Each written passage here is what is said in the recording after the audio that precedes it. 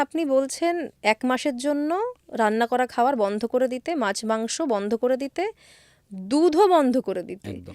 কিন্তু মানে দুধ ছাড়া কিভাবে সেখানে সম্ভব? আমরা কিছু কিছু চুক্তি করি, যেমন চুক্তি করি যারা খেত, যদি দুধ নিয়ে বলা হয় আজকের অনেক সময় লেগে যাবে। বেসিক্যালি দুধ ইজ ফ্রম অ্যানিম্যাল প্রোডাক্ট, তাহলে দুধ আমাদের খাওয়া উচিত। কারণ দুধ তৈরি হয়েছিল বাছুরের জন্য, আমি তো বাছুর নই, আমি একজন মানুষ।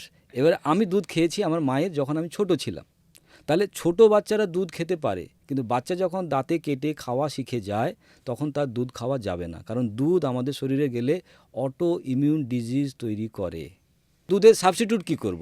তাহলে দুধের সাবস্টিটিউট আমরা ভেজ দুধে চলে যাই, আমরা ভেজ মিল্কে চলে, যেমন বাদামকে যদি রাত্রেবেলা ভিজিয়ে রাখি, যেমন আমি আমার মেয়েকে খেতে দিই, অ্যালমন্ড ভিজিয়ে রাখলাম, সেটাকে সকালবেলা খোসা ছাড়িয়ে মিক্সিতে পিষে ফেললাম, সুন্দর দুধ হয়ে গেল। একটু মিষ্টি দিতে চাই, একটু খেজুর দিয়ে দিলাম, কিশমিশ দিয়ে দিলাম। অনেকে হয়তো বলবে অ্যালমন্ড আমার তো বাড়িতে নেই, চিনেবাদামকে ভেজাবো, তাকে আমরা সকালবেলা ক্র্যাশ করে ফেলবো, মিল্ক হয়ে যাবে।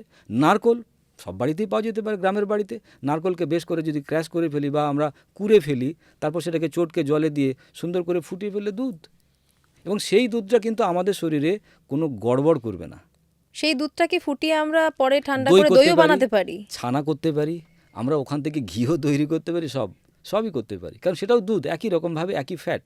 এবারে আমি অনেককে সাজেশান দিই যে তোমার যদি পুরোটা ছাড়তে অসুবিধে হয়, তাহলে অ্যাটলিস্ট সকালবেলার ব্রেকফাস্টটা তুমি ফল খাও, দুপুরবেলাটা স্যালাড খাও, তারপরে তুমি হালকা হালকা নিরামিষ কিছু খাবার খাও, রাত্রেবেলা একটা খিচুড়ি খাও। খিচুড়িটা কেমন? সবজির খিচুড়ি। খিচুড়ি মানে আমরা জানি ডালে আর চালে। এখানে হবে কুঁদরি, ঢ্যাঁড়স, বরবটি, বেগুন, পটল, ফুলকপি, ওলকপি, বাঁধাকপি, ধনেপাতা, কাঁঠাল বীজ ফিজ যা আছে সব দিয়ে, তাতে 4 teaspoon of rice and 2 teaspoon of ডাল। তার মানে খুব সামান্য পরিমাণে চাল এবং সামান্য পরিমাণে ডাল। আমি যেটা বলি আমার ফর্মুলাতে, চাল ও গম খাবো কম। কেন চাল গম খাবো কম? তার কারণ চাল হচ্ছে সিম্পল কার্বোহাইড্রেট, চালের থেকে ভাত, মুড়ি, চিড়ে যা কিছু হয়, গম থেকে রুটি, পরোটা সব কিছু কিন্তু সিম্পল কার্বোহাইড্রেট। এবার সিম্পল কার্বোহাইড্রেট আমাদের শরীরে গেলে আমাদের কাজ কমে গেছে, তো ন্যাচারালি আমাদের শরীরে আবার সেই ক্যালোরি, সেই গ্লাইসেমিক ইন্ডেক্স বেড়ে যাবে। তার ফলে আমি ফ্যাটি লিভারের পেশেন্ট হয়ে যাব। ফ্যাটি লিভারের পেশেন্ট হয়ে গেলে 8,500 রোগ আমার সঙ্গে চলে আসবে।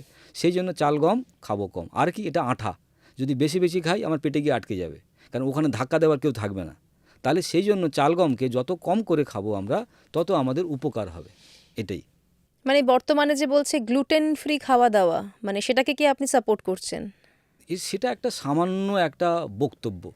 গ্লুটেন ফ্রি ওই কারণেই, কারণ গ্লুটেন হচ্ছে আমাদের পেটে যে নাড়ি ভুঁড়ি 19-20 যদি বলি আমরা, গ্যাস্ট্রো ইন্টেস্টাইন ট্র্যাক্ট, সেখানে গিয়ে আটকে যায়। তার ফলে কনস্টিপেশনের প্রবলেম। তখন ডাক্তারবাবু কাছে মুখ ভার করে গিয়ে বলছে, ডাক্তারবাবু আমার 4 দিন হয়নি, কিছু একটা করুন। ডাক্তারবাবু ক্যামেরা ফ্যামেরা দিয়ে দূরবীন লাগিয়ে বলছে ঠিক আছে এই ওষুধটা নিয়ে চলে যাও। কিন্তু সেটা তো সলিউশন নয়, কারণ দৈনন্দিন জীবনে আমি ওটাই তো খাবো আবার এসে, ওই ভাত, ওই রুটি, ওই পায়েস। সুতরাং ওটা আবার পেটে গিয়ে আটকে যাবে, সেখানে কোনো ফাইবার নেই। তাহলে আমরা ফাইবার ছাড়া বাঁচবো না, আর আমরা ফাইবার শরীরে দিচ্ছি না। সেটা যোগফল একটা মেডিকেল প্রবলেম।